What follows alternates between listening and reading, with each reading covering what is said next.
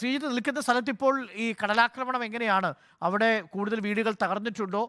ഞാൻ മനസ്സിലാക്കുന്നത് ആ ഭാഗത്തെല്ലാം ഇന്നും ഒരുപക്ഷേ ആശങ്കയുണ്ട്, ഭയമുണ്ട് ആളുകൾക്ക് എന്നാണ്.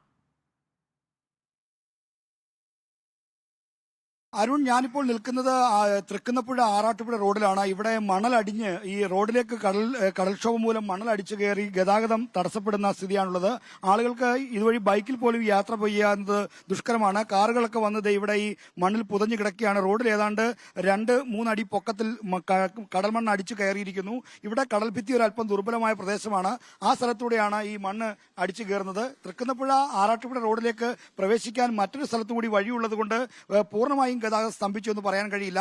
ആറാട്ടുപുഴയ്ക്ക് പോകാനായി തൃക്കുന്നപ്പുഴ ധർമ്മശാസ്ത്ര ക്ഷേത്രത്തിന് സമീപത്തൂടെ മറ്റൊരു വഴിയുണ്ട്. എന്നാൽ ഈ പല്ലന ഭാഗത്തുനിന്ന് വരുന്ന വണ്ടികൾ, പല്ലന ഭാഗത്തേക്ക് പോകുന്ന വണ്ടികൾ, ഈ വണ്ടികളാണ് ഈ വഴി കടന്നു പോകുന്നത്. ബസ്സുകളൊക്കെ സാധാരണ ഈ വഴിയാണ് പോകുന്നത്. അതുകൊണ്ട് ബസ്സുകൾ യാത്ര അവസാനിപ്പിച്ച് അവിടെ നിർത്തിയിരിക്കുന്ന നമുക്ക് ദൃശ്യങ്ങൾ കാണാം. ഇപ്പോൾ ഏതാണ്ട് 2-3 അടി പൊക്കത്തിൽ ഈ മണ്ണ് അടിച്ചു കയറിയിരിക്കുന്നു. നേരത്തെ ഒരു ഫിഷിംഗ് ലോറി ഇവിടെ മണ്ണിൽ പുതഞ്ഞു താന്നു. പിന്നീട് മൺവെട്ടിയും മറ്റും കൊണ്ടുവന്ന് ഈ മണ്ണ് നീക്കം ചെയ്താണ് കൊണ്ടുപോയിരിക്കുന്നത്. ഇവിടെ ഇത്തരത്തിൽ മണ്ണടിച്ചു കയറി ഗതാഗതം തടസ്സപ്പെടുന്നത് ഈ പ്രദേശത്ത് പതിവാണ്. നേരത്തെ തെരഞ്ഞെടുപ്പ് കാലത്ത് ഈ ഇത്തരത്തിലൊരു ഗതാഗതം തടസ്സപ്പെട്ടപ്പോൾ നാട്ടുകാർ അന്ന് പ്രതിഷേധം പ്രകടിപ്പിച്ചിരുന്നു. അന്ന് സ്ഥലം MLA ആയ രമേശ് ചെന്നിത്തല അടക്കം അവിടെ അടക്കം പ്രതിഷേധം പ്രകടിപ്പിക്കുന്ന സ്ഥിതി ഉണ്ടായിരുന്നു. എന്തായാലും ഇവിടെ കടൽഭിത്തി ശക്തിപ്പെടുത്തി കാര്യങ്ങൾ പരിഹരിക്കാമെന്ന് ആളുകൾക്ക് ഉറപ്പ് നൽകിയെങ്കിലും ഇതുവരെയും അത്തരത്തിൽ ആ ഉറപ്പ് പാലിച്ചിട്ടില്ല. ആറാട്ടുപുഴയിലേക്ക് പോകുന്ന വഴിയാണ്, തീരദേശപാതയാണ്. കടൽഭിത്തിയും ഈ റോഡും തമ്മിൽ ഏതാണ്ട് 5-6 മീറ്ററിന്റെ വ്യത്യാസം മാത്രമാണ് ഉള്ളത്. തീരദേശത്തൂടെ കടന്നു പോകുന്ന ഈ റോഡിൽ അങ്ങ് ആറാട്ടുപുഴ വലിയഴിക്കൽ